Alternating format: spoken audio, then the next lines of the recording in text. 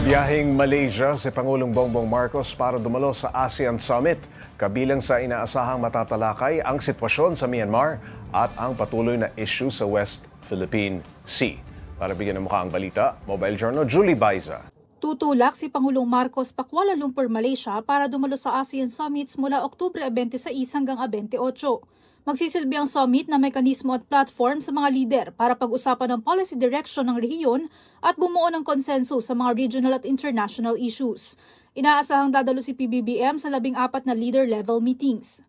In all these engagements, the President will advance Philippine interests in ASEAN by strengthening security and stability, enhancing economic cooperation, and broadening engagement with dialogue partners.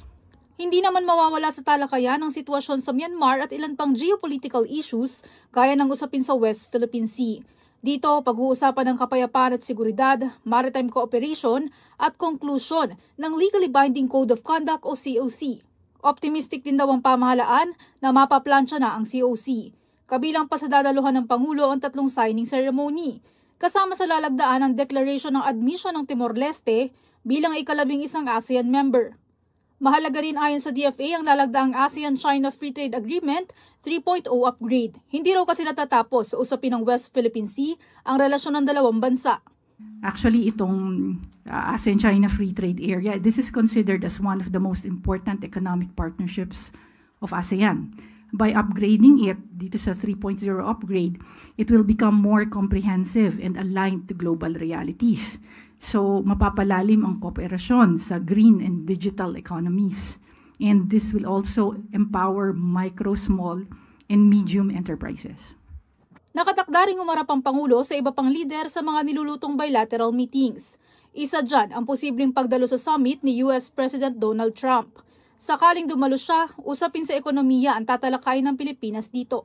Samantala, sa huling araw ng summit, opisyal namang ipapasa ng Malaysia sa Pilipinas ang chairship ng ASEAN. Building upon the success of previous ASEAN chairs, the Philippines will take this opportunity to introduce how we will steer the future of the region and beyond by galvanizing community-building efforts during our chairship. Mga kapatid, Mobile Journal Julie Baiza po, hatid ang mukha ng balita.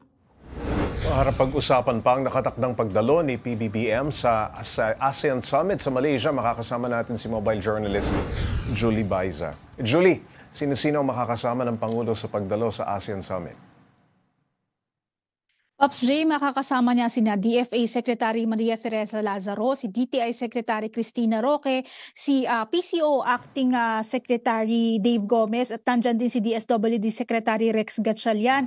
Mahalaga, Pops J, yung magiging papel ng iba't ibang miyembro ng gabinete at opisyal na makakasama nga ng Pangulo, lalo't yung mga tatalakayin dito sa upcoming ASEAN Summit ay malawak din naman at iba din ng mga usapin.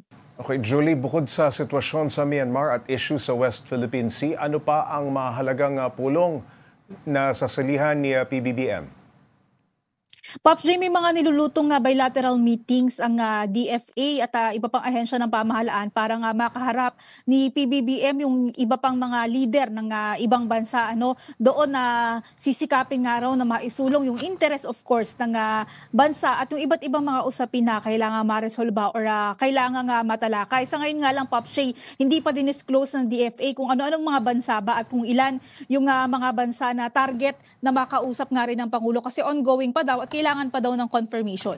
Julie, may possibility ba na ma-bring up ni Pangulong Marcos yung recently na pangaharas na naman ng Chinese Coast Guard sa ating mga tropa? Pops J, bahagi kasi ng mga matatalakay at pag-uusapan dyan, of course, yung maritime cooperation at saka yung mga geopolitical issues sa rehiyon. So malaki yung posibilidad na isa yan sa mga tatalakayan. Lalo nandiyan din yung pag-uusap sa Code of Conduct, Pops J, yung maayos na relasyon ng mga bansa dyan nga sa pagdating nga sa usapin sa South China Sea and si Pangulong Bongbong Marcos and even yung mga previous ASEAN talaga, Pops, pinag-uusapan nila itong usapin sa South China Julie, Sea. Ilang taon nang pinag-uusapan yan at mukhang kinakailangan pang igiit ng ating pamahalaan, ano? Oo, even yung COC ano sinasabi nga ng DFA optimistic tayo pero yun nga, talagang matagal na rin na niluluto at pinaplantsa yan at kailangan nga raw mapagkasunduan. Okay, pag-usapan din natin ang mga pahayag ng palasyo ngayong araw. Isa na dyan tungkol sa SALN ng gabinete. Willing ba silang isapubliko ang mga ito? Pops Jay, ang naging tanong kasi kanina dito sa press briefing kung voluntarily ay isa sa publiko o ilalabas ba ng mga miyembro ng gabinete yung kanilang salin. Ang sabi ng ni Palace Press Officer Claire Castro kanina, magbi-meeting pa raw bukas yung mga miyembro ng gabinete. Although si Pangulong Bongbong Marcos hindi siya makakasama sa meeting na yan, Pops Jay, kasi palipad na nga siya patungong Kuala Lumpur, Malaysia. No? So yung mga miyembro ng gabineteng maiiwan, sila yung magdedesisyon at magkakaisa kung ano nga yung magiging hakbang. Nasabi naman na ng Pangulo noon na bukas siya kung merong mga hihiling. Halimbawa ay ire-request nga ng ombudsman yung kanyang salin, wala naman daw masama at ibibigay niya yun. Julie, may reaksyon din ba ang palasyo sa sinasabing secret decision ni former Ombudsman Martires kaugnay ng dismissal order ni Senator Joel Villanueva?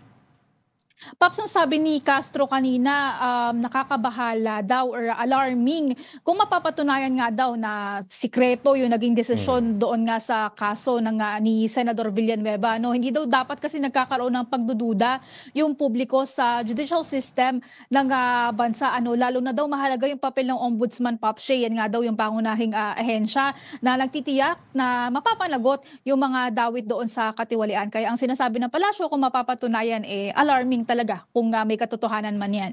Maraming salamat, Mobile Journal Julie Baiza.